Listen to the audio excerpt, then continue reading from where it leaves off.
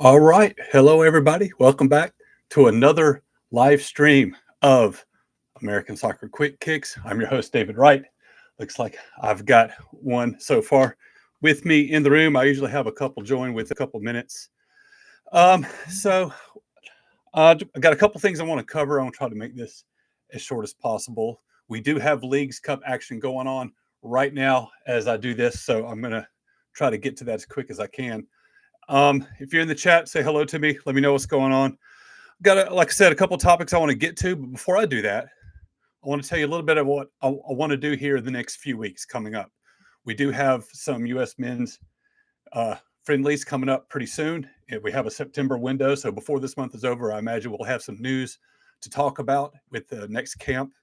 But what I want to do, hopefully in August, is I want to do an AMA. So that's called Ask Me Anything. I want to open it up, give people that are watching these videos a couple weeks to come up with any questions that they want to ask me. I'd like to just open the floor up to everybody and hopefully have more people live in the chat for that. And just if you have any questions at all, either about the game itself, I want this to be a safe space for very basic elementary questions. If you're trying to become more familiar with the sport, you have questions you're a little bit afraid to ask other people, just go ahead and ask. Or if you want my takes on something going on with the American game, just whatever. Just want to open that up. And I'm going to talk about it. I'm going to tease that up for the next couple of weeks and hopefully and hopefully get some good responses on that. We'll see how it goes. And I'm going, after getting feedback from some of you, I'm going to shift away from talking about these different competitions after tonight. I am going to talk about them tonight, but I'm going to shift gears between now and the next US camp. I'm going to do a little bit more like basic soccer one-on-one, talking about some of the aspects of the game itself. I've done that before on my channel before I was going live. You can go back and look from a couple years ago. I've done a video explaining the offside rule. I've done a video explaining the clock, why it counts up instead of down, why it never stops. And I also address, I believe, this issue of flopping or diving. Those things can be found, and also about deciphering the action. It's actually not total chaos out there. It's not just 20 people weren't running around randomly. It can look like it to the untrained eye. So I did a video that tried to help you discern the action of what's happening in a game. You can go find those. I'm going to do some more basic, what I call soccer 101 stuff here for the next couple of episodes. And then after that, hopefully do a good AMA. And then by that point, we'll probably be talking U.S. soccer again. So be thinking about questions that you want to ask me. And I'm excited about the next couple that I have planned to do. Anyway, who do we have with me? Let's see. I've got Larry and I got John. Guys, welcome in. Real quick, I want to go over Leagues Cup first before we dig into what the thumbnail was talking about, which is the three major names that the league has signed this summer. So I do want to clean something up from last week. John was right. The MLS regular season is not on hold for the entire length of the Leagues Cup. It's only on hold for this initial group phase, which is it's a unique format. It's not a normal group phase. They're not even calling it that. They're calling it phase one. I'm going to get into details of that in just a second. But, the question is, do we like Leagues Cup or do we not? I can tell you what the negatives are. There are critics that don't like it, mainly because it's new. And they just go, they don't like anything new that doesn't have a history. It's just kind of made up. Well, but they're all made up. But it's just for the money. Well, they all need to make money. You know what I mean? Like the criticisms I hear for it generally don't hold water with me. What I can say that I agree with is it does seem to render the Campeones Cup kind of moot. All right, so the Campeones Cup existed not much before. It doesn't have a long history, but it did come first, and it takes the league champion of each league, and they play each other. For what? To determine who is the best team among the two leagues. Well, isn't that what Leagues Cup is doing on a much grander scale with more teams involved? So I feel like you have a one-off match or you have a tournament, but they're both trying to name the same thing, the same type of champion. So I don't think you need both. I agree that it kind of renders Campeones Cup moot. So the question is, which one do you want to keep? Well, that depends how you feel about the tournament. I honestly am leaning toward liking the tournament. I think I do, and I'm going to tell you why in a second. The one negative about it that I totally agree with is that it does negatively impact the Open Cup. Because of Leagues Cup, we don't have all the teams participating in Open Cup. And when you want to talk about history and longevity, that is the Open Cup. I just love the romance of it. So if we were to lose Leagues Cup in the future, if it meant that everybody's back in the Open Cup, then I'm not going to be too sad about it. But here is why I do like it. So, first of all, they've made format changes that I think were much needed and constitute great improvements on the tournament.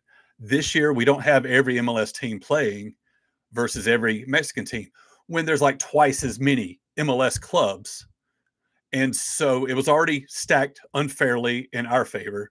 And there were so many games to play. And there were so many that were just MLS versus MLS.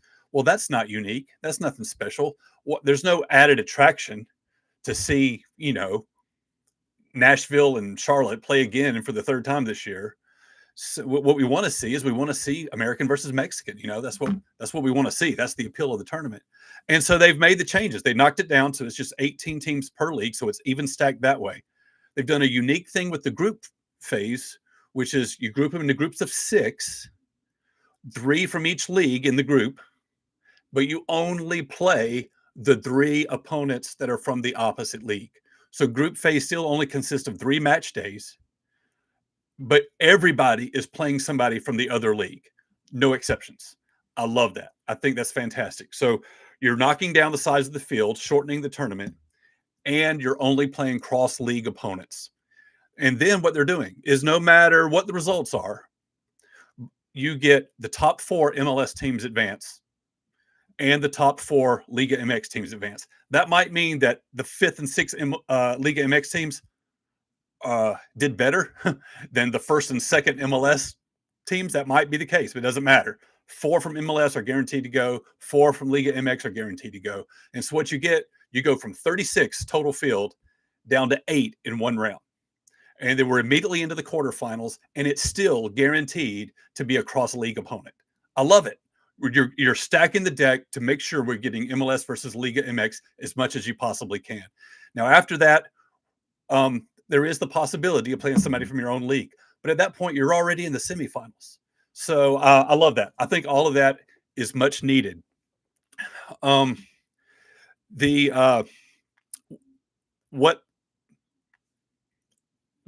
they've done in order to make this important, to make this something for the teams to go for, is they have cleared the schedule during the group phase. They've paused the seasons for the group phase, but they've also given the top 3 finishers CONCACAF berths. So this can be a very easy path to CONCACAF, especially if you get a group phase, you're already in the final 8 just like that. Suddenly you're like, 2-3 wins away? Maybe not even that many. You could finish in 3rd place, just a couple wins away from being in CONCACAF. So it gives teams, and this is what's great, teams that got off to a slow start and pretty much eliminated themselves from any league contention early on, like the LA Galaxy. They lost the first 16 matches, or they went winless in their first 16 matches this year. There's no way they're making the playoffs, but they've gotten better. They're playing better ball now. They're beating people. Well, they're mathematically eliminated months ago because of their terrible start. But this tournament, it gives them a season. It gives them something to play for. They have a path to CONCACAF because of this tournament. So teams that got off to a slow start, they get a chance right here. The other thing is, if you're a casual fan and you don't really want to invest in a regular season that consists of 34 games for everybody, you can come in, pay just a monthly fee, which, by the way, I think they've reduced the price at this point in the season. And just for a month, just watch this tournament. It's a concise, closed-in, finite event. Watch the tournament and you're out. I think that's cool. That can appeal to some folks. But I can just tell you that me personally, my knowledge and familiarity with the Mexican League has increased because of this tournament. They're now, like, I now know like who the good teams are, right? And I kind of can name most of these teams, and I just feel like my familiarity level with the Mexican League has improved, and I think that's good.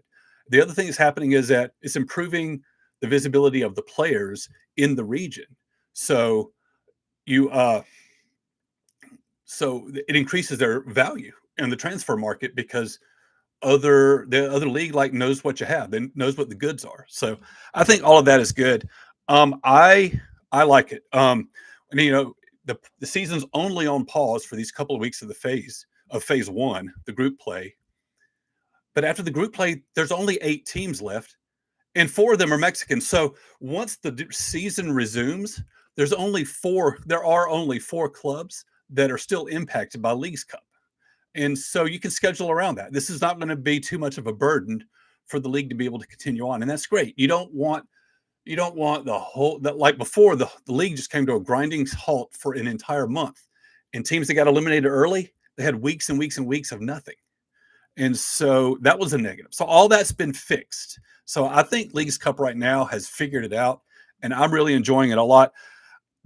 I can tell you right now, the 3 games I've seen that were wildly entertaining, and I loved every bit of it: Toluca versus Columbus, LA Galaxy versus Cruz Azul, and then Miami versus Necaxa. Those are the 3 I've seen that have really stood out to me, and I've really been enjoying the action here. I also want to shout out Seattle. Seattle played match day 1. They played Cruz Azul. Cruz Azul, the defending CONCACAF champions. They just won CONCACAF Champions Cup in June. Seattle went out there and beat them 7-0. So that was I just want to shout out Seattle there. Let me pause here, see what we got okay, I got Dayton Johnson complimenting my hat. Dayton's a Cincinnati fan. Went to a match with him a year or so ago. So good to have you in the room there, Dayton. Yeah, John says, I've never heard of a tournament that goes down from such a large field down to 8, just like that. Yeah, I love it. They've got it really streamlined, and they've got it designed so that we're maximizing the number of games against opponents from the other league. So I think that's great.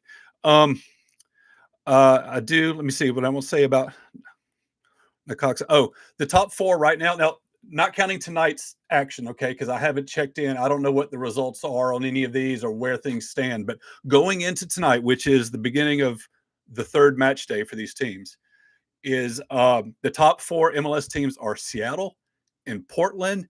Somebody help me out. We got Minnesota and Miami. They're the top 4. There's a whole bunch right behind them that could end up taking a spot. So, and I'm really rooting for the LA Galaxy because they got off to such a terrible start this year, and they still have a shot at making it into the quarterfinals here. I would love to see them make something of their season. The top 4 Mexican teams right now going into the match day: Tigres, Juarez, Mazatlan, and Toluca. Now, I can tell you just what I've learned about Mexican soccer in the last couple of years. Tigres and Toluca are strong teams, and they're clubs that I hear about a lot. I don't hear a lot of talk about Juarez or Mazatlan. So they may be sweet. They may be, swinging above their weight right now. I don't know. But anyway, that's what we got on Leagues Cup. Tell me what y'all think of Leagues Cup. If you're following, if you're a fan, if you watch MLS at all, are you watching Leagues Cup? Does the idea of MLS versus Liga MX interest you? It's got me hooked. I'm sold on it. With the format changes this year, I'm now on board. I'm a little sad about the Open Cup, but that's the only thing that doesn't make me just 100% about all this. And I love the format changes. I love that it's not impacting the season too much, and I love learning more about Mexican soccer. All right, if we don't have any more comments on that, I want to get to these 3 major signings that have happened in the league, and then we're going to get out of here. This is massive. If you're a soccer fan, if you're not an MLS fan, but you do like soccer, you follow the world sport, you follow European soccer, you follow UEFA Champions League action, I've got some names for you that you're going to recognize, and they've all joined. They're all MLS players now. So this isn't going to be Messi, but nobody is, and Messi's getting older. So what are we going to do to kind of reload? First of all, Messi did re-up his agreement. He's extended his contract with Miami through 2028. So that no one is expecting him to sign up for that long. Who knows if he'll actually play that long? But it is exciting for everybody to see that he's continuing to remain committed to Miami and to Major League Soccer. However, they've called in some reinforcements. So Messi has just called up a buddy and has convinced him to join the team. And he's joined here. In his first action has been in Leagues Cup. The beginning of Leagues Cup lines up with the summer transfer window. So these new players are coming in. These roster changes are happening with the league kind of out of session. So we're going to see how this goes. But Rodrigo de Paul is a midfielder who is from Argentina. He comes from Atletico Madrid. He was playing in Serie A in Italy for a few years for Udinese, if I got that pronounced correctly. But in 2021, he moved to Atletico Madrid, and he has starred there. But he is also in Argentina international, so he knows Messi very well. This is the first time they've ever played together on the same club. He made his debut with Argentina in 2018. I got some notes on here, but he was a key part of the Argentina team that won the 2021 Copa America, which Argentina had a dry spell for years, 7 or 8 years with no trophies. And that was a huge win for Argentina to finally get that. It was Messi's first Copa America championship victory. And he was on that team. He was on the 22 World Cup that won it all, and he was on the 24 Copa America that also won it. He's known as Messi's bodyguard because he has a reputation for looking out for Messi on the field during the action. He'll take the hits. He'll run interference. He'll create space.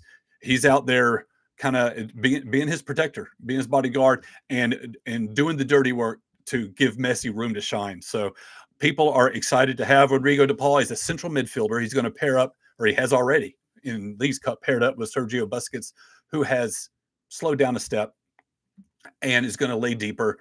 And De Paul is going to be someone who can be a playmaker, and we've already seen the impact. So Rodrigo de Paul, huge, come from Atletico Madrid. They were just playing in Club World Cup here, and now he switched over to Miami. The other one I want to talk about is Thomas Mueller. So Thomas Mueller has just played how many years for Bayern Munich? Let's see.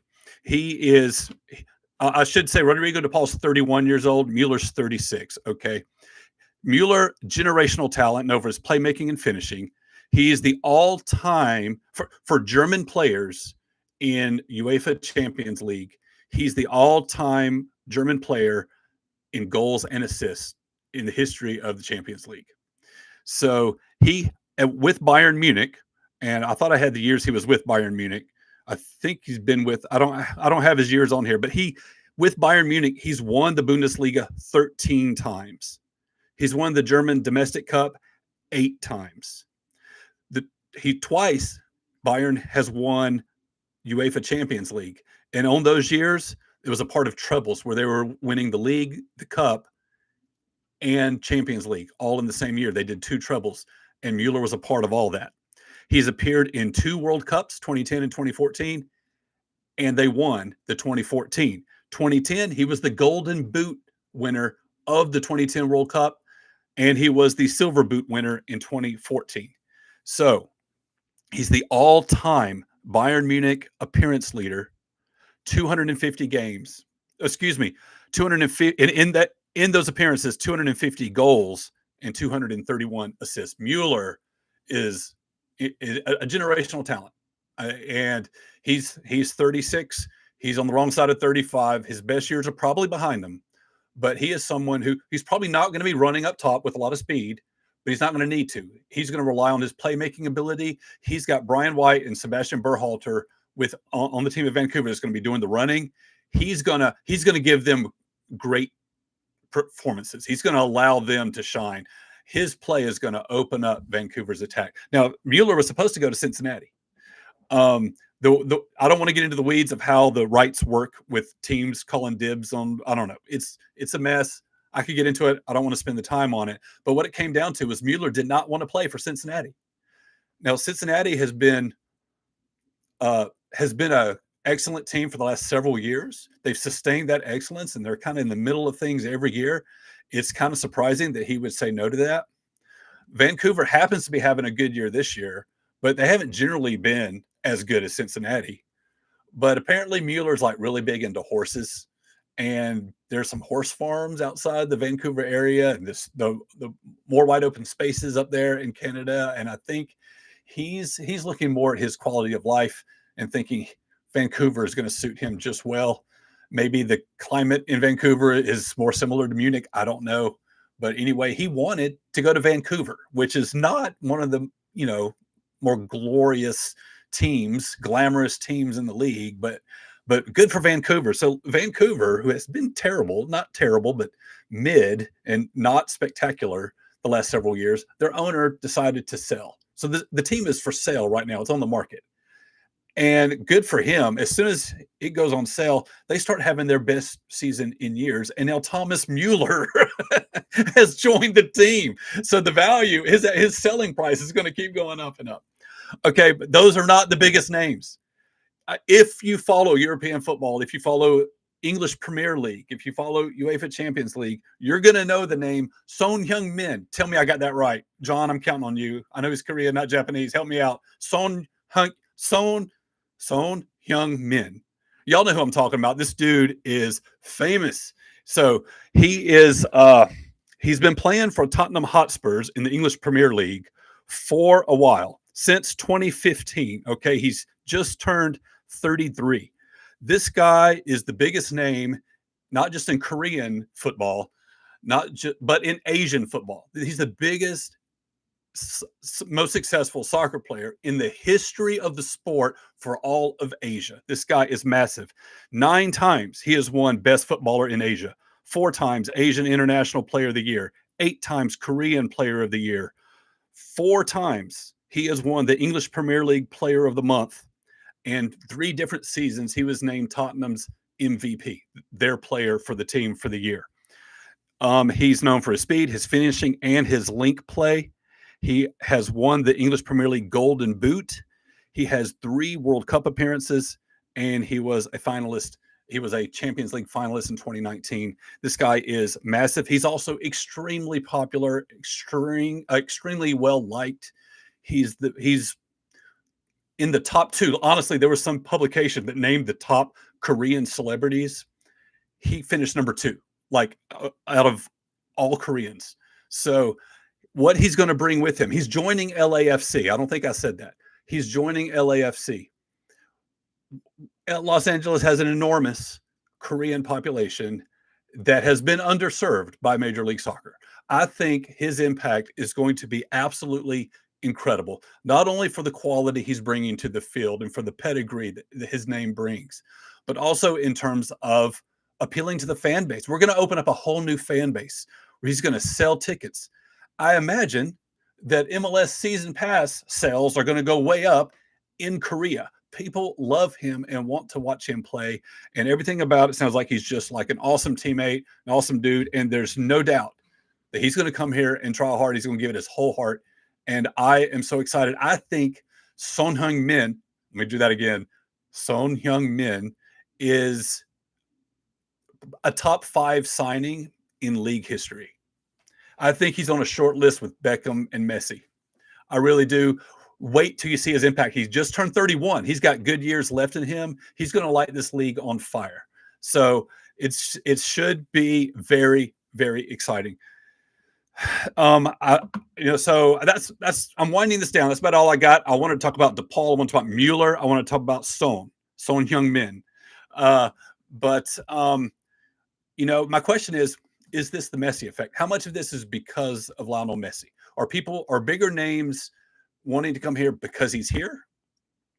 Is it because he came here that MLS has more credibility now and is not maybe as laughable an option as it has been in the recent past? It's, we have a long history of attracting big European stars at the very end of their career when they can hardly move anymore. All right.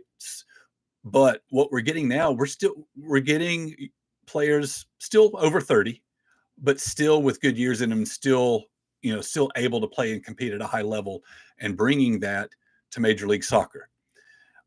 There's a lot you can go into with, well, is this going to mean anything to the casual fan in America?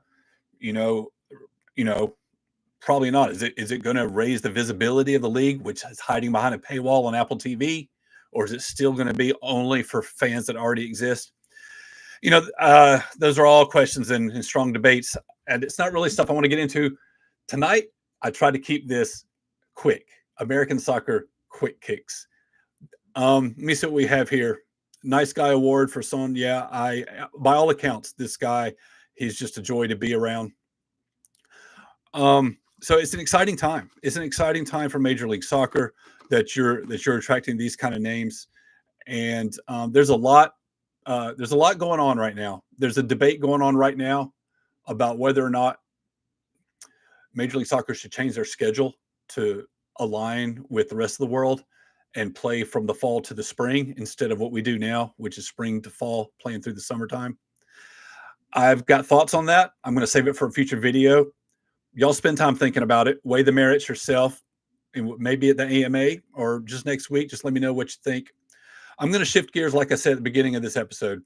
I'm going to get away from talking about Leagues Cup. And between now and when the U.S. come back into camp, I'm going to shift into some soccer one-on-one stuff, explain some basic things about the game, and try to be that gateway for casual fans or new fans. One reason I started this, I had a front row seat to the expansion of Major League Soccer into Atlanta. And then I also happened to move to Tennessee into the Nashville area just before Nashville joined. So I've been in front row for 2 expansions. And what I've noticed there, and I'm sure it's true with every single expansion city, is you get a whole bunch of people that have never paid attention to soccer before are excited to have their new team. And I know there are new soccer fans in every expansion market. I know that for a fact. And I have plenty of folks I know that they don't hate soccer, they're not anti-soccer, but they don't quite understand it. They need help getting into it and understanding the nuances of how it all operates. I want to be that solution for you. So we're going to do some basic stuff, going over some rules of the game. I'm also going to have an AMA probably in about 3 weeks, I would guess. So be thinking of your questions. Thank you. I got 6 people. This is awesome. Thank you. You're joining me live. I would love for you to make this a habit. I do this every single week, 9:00 Eastern. And, come with me with questions. We're going to do the AMA. And next week, we're going to get into some, I don't want to give it away, but let's just say I'm not going to be talking about Leagues Cup and Open Cup. I'm going to be talking more about understanding some of the details of the game that maybe not everybody knows. So I hope that sounds good to you. I'm excited about it. I'm already prepping for it. So, guys, I appreciate you joining me. I'm not seeing if anybody's got any comments, now's the time, or hold your peace. But anyway, I'm going to sign off. I've got 1, 2, 3. I've got 4 Leagues Cup matches going on right now. I got 2 more kicking off before the night is over. So I hope you will watch some soccer with me. And I'll talk to you next time.